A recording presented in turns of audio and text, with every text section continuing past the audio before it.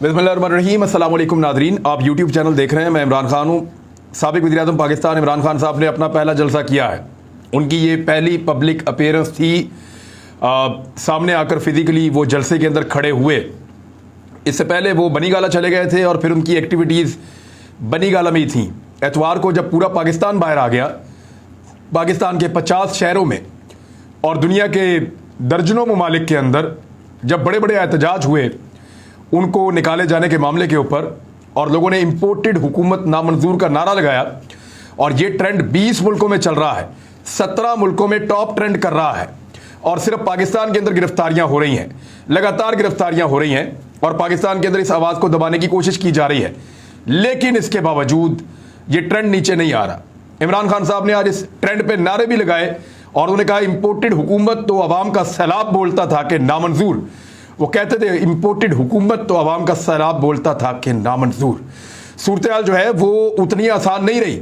मैंने आज से लगभग 1 साल पहले शायद, और एक मरतबा नहीं कई मरतबा, मैंने कई टीवी प्रोग्राम में कहा, बल्कि वसीम बदामी के प्रोग्राम में तो बड़ा क्लियरली कहा और उसको लोग अभी शेयर भी कर रहे हैं। मैंने कहा था कि इसको जिस दिन आप निकालोगे तो ये आपको पूछेगा नहीं कि मुझे क्यों निकाला, ये आपको बताएगा कि मुझे क्यों निकाला। मैंने कहा था, और ये बात अब नहीं कह रहा मैं, ये मैंने बहुत पहले कही थी कि ये आपसे नहीं पूछेगा कि मुझे क्यों निकाला, ये आपको बताएगा कि मुझे क्यों निकाला। और फिर ये बनी गाला में चुप करके बैठ के हैप्पी बर्थडे टू यू नहीं करेगा। ये बाहर निकलेगा सड़कों पे, इसका क्राउड बाहर निकलेगा और पूरे पाकिस्तान के अंदर ये एक मुसीबत डाल देंगे। ऐसा तजर्बा मत कीजिएगा। मैंने कहा था, समझाया था, ऑफ द रिकॉर्ड भी और ऑन द रिकॉर्ड भी मैं ये बात करता रहा हूं तमाम दोस्तों को कि ना करना कोई पंगा, ये गले पड़ जाएगा और ये ढोल आपसे नहीं बजाया जाएगा। और वही हो गया। पेशावर का जलसा जो है उसने इस खित्ते की तारीख के इस एरिया में होने वाले तमाम जलसों का रिकॉर्ड तोड़ दिया है। इतना बड़ा जलसा कभी किसी ने सोचा ही नहीं, इतना बड़ा जलसा कभी किसी ने देखा ही नहीं। कुछ हमारे सहाफ़ी दोस्त हैं, उन्होंने तस्वीरें शेयर की कि ये पेशावर का इमरान खान का छोटा जलसा है। जब उनको क्लोज करके देखा तो फजलुर रहमान के झंडे लोगों ने पकड़े हुए थे। थोड़े दिन पहले जब पीटीएम का एक फ्लॉप जलसा हुआ था तो उसकी कुछ तस्वीरें पीटीआई वालों ने लगाई थी। उन्होंने वही तस्वीरें उठा के लगा दी कि पीटीआई का जलसा फ्लॉप हो गया है, और फिटे मुंह ऐसी सहाफत के ऊपर। वहां जाकर देखें आज हुआ क्या है। मैं आपको एक मनाजिर है वो दिखाता हूं आपको, और इन पर आप गौर करें। ये जलसा गाह के अकबी मनाजिर हैं, यानी जलसा सामने हो रहा है, जलसा गाह स्टेज जो बना हुआ उसकी बैक साइड पे लोग रुकावटें अबूर करके पहुंच गए कि इमरान खान जब उतर के वापस जाएगा उसको जाते हुए तो देख लेंगे कम से कम। फ्रंट पे तो जगह ही खत्म हो गई थी। जितना पिंडाल रिंग रोड में वहां बनाया था, बहुत बड़ी जगह बनाई गई थी, इतनी बड़ी जगह बनाई गई थी कि माजी में किसी ने इतनी बड़ी जगह को भरने का सोचा भी नहीं था। इतनी बड़ी जगह बनाने के बावजूद वो सारी फुल हो गई। वहां तिल धरने की जगह नहीं थी, बंदे अंदर आ नहीं सकते थे। ये ड्रोन के मनाज़र अगर आप देखें तो आपको आइडिया हो जाएगा कि ऐसा लगता था कि हर तरफ सर ही सर है, बंदे के ऊपर बंदा चढ़ा हुआ था।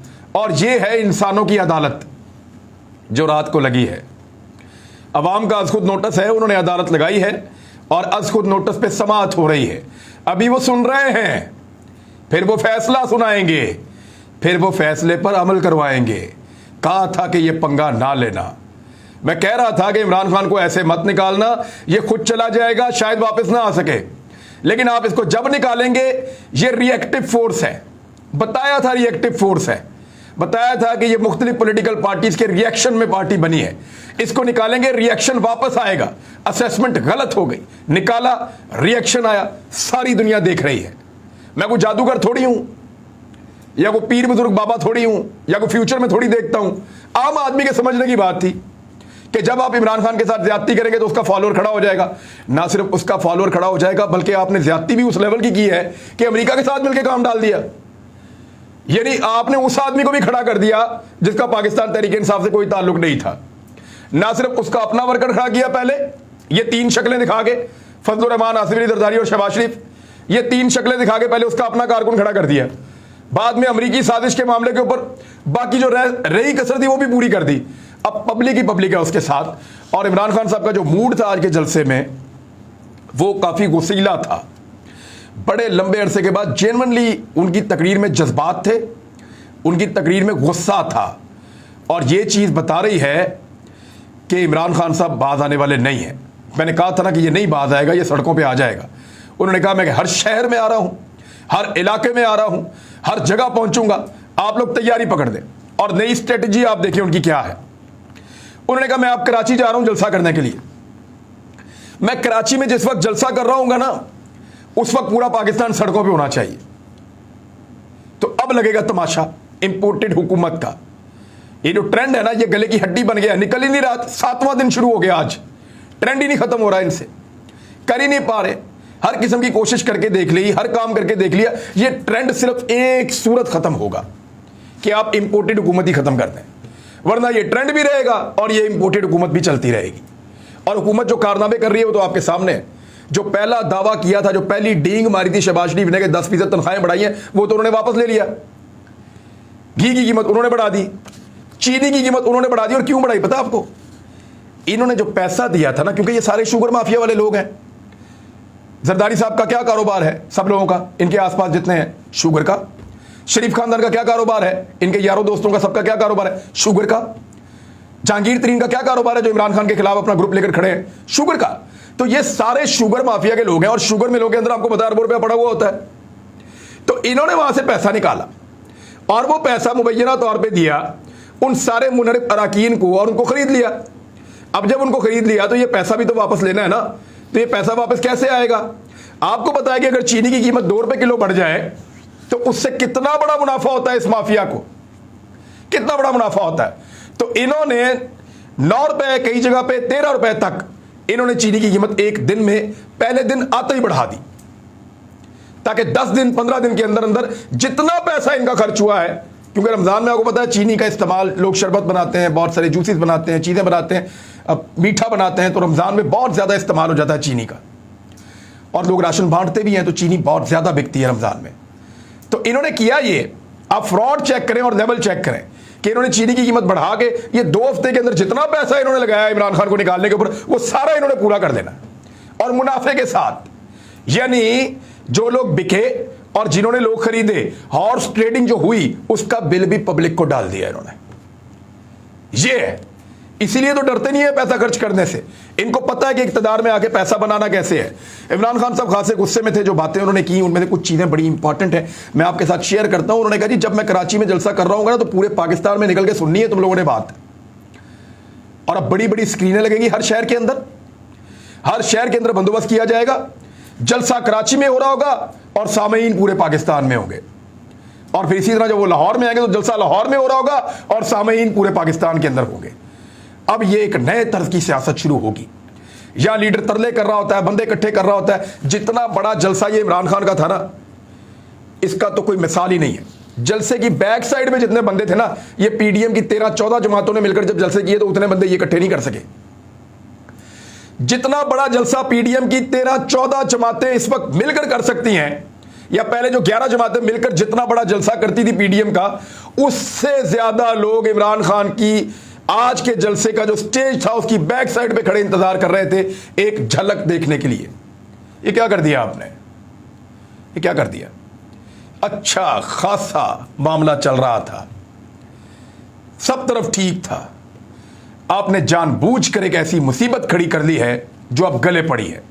इन सारी पॉलिटिकल पार्टीज को अब यह सोच पड़ गई है कि करेंगे क्या, बचेंगे कैसे। आपको पता है पाकिस्तान तहरीक इंसाफ से गुज़िश्ता 2 दिनों से लगातार बेशुमार लोग राब्ता कर रहे हैं कि हम पीटीआई ज्वाइन करना चाहते हैं। पब्लिक के अंदर जो है वो पीएमएलएन के लोग जो कल तक थे, या पीपल्स पार्टी के लोग थे, या दीगर पॉलिटिकल पार्टीज के लोग थे, उनकी हमदर्दी इस तरफ आ गई है। ये सारा कुछ जो है वो गलत प्लानिंग का नतीजा है, तो अब भुगतना तो पड़ेगा।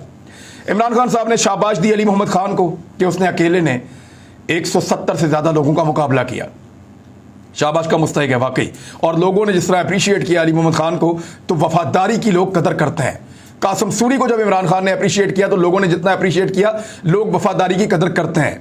ये जितने मुनहरिफ अराकीन हैं या जो लोग बेवफाई जिन्होंने की है, उनके लिए इसमें एक सबक है कि कमजोरी दिखाने वाले को लोग याद नहीं करते।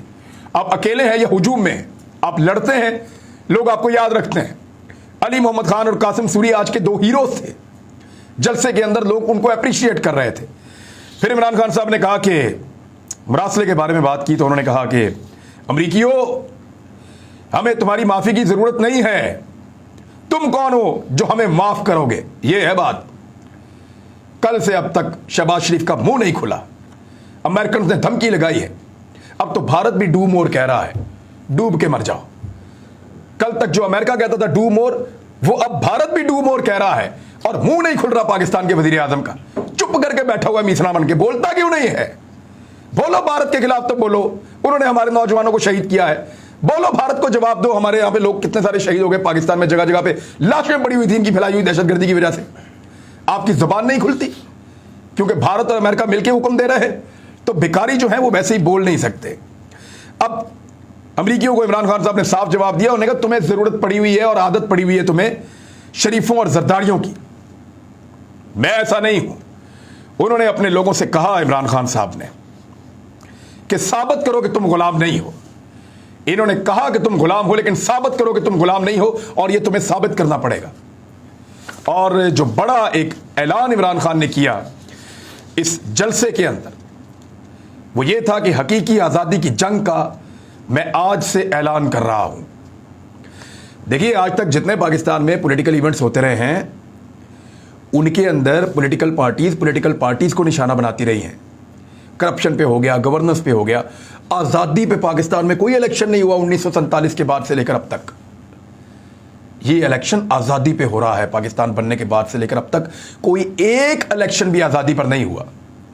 अगर इमरान खान इस इलेक्शन को आजादी के ऊपर लड़ रहे हैं, या साम्राज्य के खिलाफ लड़ रहे हैं, या इंपोर्टेड हुकूमत के खिलाफ लड़ रहे हैं, तो पब्लिक का रिएक्शन और उनका रिस्पॉन्ड वो बिल्कुल मुख्तलिफ होगा। फिर इमरान खान साहब ने कहा कि नारे खुद लगवाए कि इंपोर्टेड हुकूमत नामंजूर, और जलसे के बारे में बताया कि कराची में जलसा कैसे करूंगा। उन्होंने कहा कि अगर साजिश को कामयाब होने दिया ना मैंने, तो फिर आने वाली नस्लें हमें कभी माफ नहीं करेंगी। आदमी गरीब हो, जितना भी गरीब हो, अगर गैरतमंद हो तो लोग उसकी इज्जत करते हैं, वरना लोग इज्जत नहीं करते। फिर सोशल मीडिया पर उन्होंने कहा क्रैकडाउन किया जा रहा है, लेकिन शहबाज शरीफ को उन्होंने यह भी कहा कि जिस दिन मैंने कॉल दी ना, तो तुम्हें छुपने की जगह भी नहीं मिलेगी। नवाज शरीफ किसी गलतफहमी में ना रहना, मैं और मेरी कौम तुम्हारा इंतजार कर रहे हैं। मियां साहब के लिए बड़ा मुश्किल है। एक सिनेरियो आप सोचें कि मियां साहब पाकिस्तान उतरे, मसनूई गिरफ्तारी दें और सोच रहे हो कि हम जमानत करवा लेंगे, ऊपर से हुकूमत गिर जाए। अब निगरान हुकूमत में तो जमानत होने से रही, और फिर मियां साहब पाकिस्तान बाहर जाने से रहे, और फिर अगर इमरान खान इलेक्शन जीत गया तो मियां साहब फिर जेल में। तो सबसे बड़ा लूजर कौन हो जाएगा? तो मियां साहब को मेरे ख्याल में अभी पाकिस्तान वापस नहीं आना चाहिए, लेकिन वो ये रिस्क ले सकते हैं। अगर वो आना चाहें तो वो फिर आ सकते हैं। मुशर्रफ ने एनआरओ दिया था, अब ये दूसरे एनआरओ की तलाश में है। मैं सड़कों पर निकलूंगा, हर शहर में निकलूंगा, हम तुमसे जबरदस्ती इलेक्शन करवाएंगे। तुम इलेक्शन से भाग रहे हो, 3 साल कहते रहे कि इलेक्शन में आ, इलेक्शन में आ। आओगे तो इमरान खान को डंडे पड़ेंगे, अंडे पड़ेंगे, सब मिल जाओ इलेक्शन में, इकट्ठे हो जाओ, ये कौम तुम्हें हमेशा के लिए दफन कर देगी। फिर इमरान खान साहब ने कहा कि अमेरिका ने हमारे साथ बड़ी ज्यादतियां की हैं, इनकी जबान नहीं खुलती थी ड्रोन हमलों के खिलाफ। सलाला में हमारे फौजी शहीद किए। मैं जाके एक वो जरी नौजवान बेवा थी, कहते मैं उनसे मिला, तो उसके बाद छोटा सा बच्चा भी था, तो उसने कहा कि मेरे दिल के अंदर इस वक्त इतना गुस्सा है कि जिनके लिए हम जंग लड़े उन्होंने मेरे शौहर को शहीद कर दिया। तो इमरान खान साहब ने फौजियों के हक में आवाज़ उठाई, उनके हक में भी बात की, लेकिन अदलिया के हवाले से उन्होंने एक बहुत इंपॉर्टेंट बात की है। उन्होंने कहा कि मैं अदलिया से एक सवाल करता हूं और यह सवाल पाकिस्तान की अदलिया का पीछा करेगा। उन्होंने कहा कि मैंने क्या जुर्म किया था कि आपने रात के अंधेरे में अदालत लगाई? अब ये एक ऐसा सवाल है जो पाकिस्तान की अदलिया का ऐसे ही पीछा करेगा जैसे मलक कयूम साहब की कॉल पीछा कर रही है, जैसे जुल्फ़िकार अली भुट्टो का कत्ल जो है वो पीछा कर रहा है।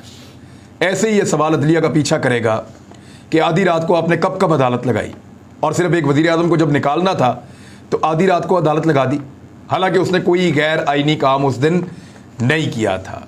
तो इमरान खान साहब पूछ रहे हैं कि मैंने आज़ाद अदलिया के लिए जेल काटी है।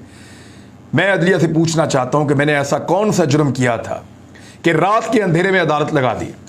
अब ये तो इमरान खान साहब का मोमेंटम है जो बन गया है, और ये अब नहीं टूटता दिखाई दे रहा। किसी को लगता है कि ये नीचे जाएगा तो वो गलतफहमी में है, और यही गलतफहमी मुशर्रफ को मरवा गई थी। अगर आज कोई दोबारा ये गलतफहमी करता है तो ये मोमेंटम बढ़ेगा, ऊपर जाएगा। ट्विटर के ऊपर, सोशल मीडिया के ऊपर, गलियों में, सड़कों पे, हर जगह होने वाली डिस्कशन में आपको नजर आ रहा है कि इस चीज का मोमेंटम बढ़ रहा है। इलेक्शन के अलावा कोई और रास्ता नहीं है। अब मैं जरा जो सोशल मीडिया यूजर्स हैं उनके एक छोटा सा पैगाम है, जरा इसको समझ ले बात को। आप बेशुमार लोग ट्विटर इस्तेमाल करते हैं, लेकिन आप तमाम लोगों को नहीं पता कि ट्रेंड कैसे बनता है और कैसे चलता है। मैं ज़रा थोड़ा सा आपको इस वीडियो के अंदर समझा रहा हूँ, इसको समझ लें आप।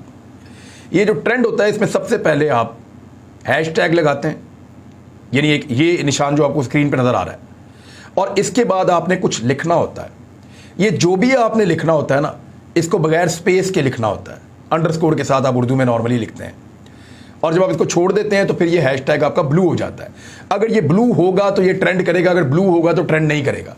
तो इसका सबसे आसान तरीका ये है कि अगर आप किसी ट्रेंड के अंदर शामिल होना चाहते हैं तो आप वो जो ब्लू वाला एरिया है, जो ट्रेंड चल रहा है, उसके ऊपर आप क्लिक करें। जब उसके ऊपर आप क्लिक करेंगे तो वो पूरा का पूरा हैशटैग खुल जाएगा। वहां से जब आप ट्वीट करेंगे तो वो ऑटोमेटिकली लिखा हुआ आ जाएगा। उसके ऊपर आप जो लिखना चाहते हैं वो लिखें और उस हैशटैग का आप हिस्सा बन सकते हैं। मिसाल के तौर पे इंपोर्टेड हुकूमत नामंजूर, और स्पेलिंग का ख्याल रखिए, एक चीज इधर से उधर हो जाए तो वो आपका काउंट नहीं होगा। तो आप लोग भी अपना हिस्सा डाल सकते हैं पाकिस्तान की एक बड़ी मुहिम के अंदर, जहां पे इंपोर्टेड हुकूमत नामंजूर। अब तक के लिए इतने, अपना ख्याल रखिएगा, अपने इस चैनल का भी ख्याल रखिएगा। अल्लाह हाफिज।